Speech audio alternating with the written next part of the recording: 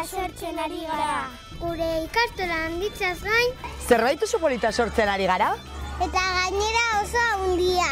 Eta berdea. Eta horretarako zure laguntza behar dugu. Gure hezkuntza maite dugu.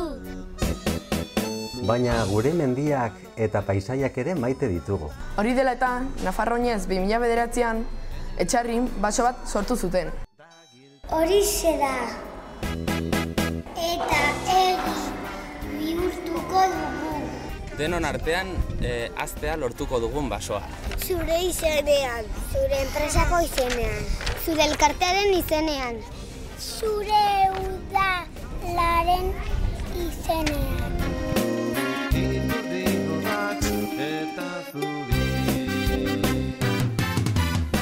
Landarek isuritzen dugun CO2 finkatzen dute eta oxigene isuritzen dute ingurura. Horrela, negutegi efektua gutxitzen dugu fotosintesiari esker. Zuhaitzak oso garrantzitsua dira urara kartzeko?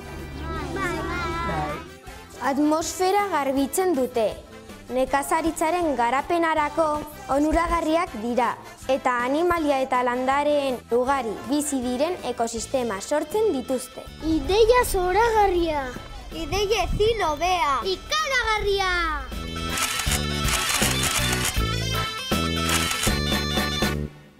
Udazkenian horbelak lurra estali, aziak oro orderi.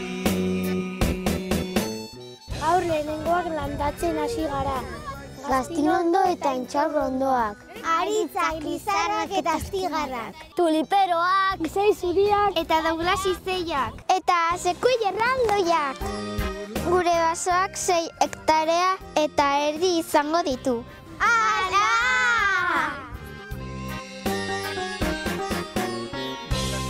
Zuk zuhaitz bat babestea behar dugu. Edo nahi dituzun guztiak.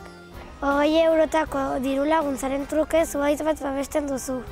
eta 50 zuhaitz edo gehiago babesten badituzu, ohorezko laguntzailea izango zara webgunean. Ze ongi!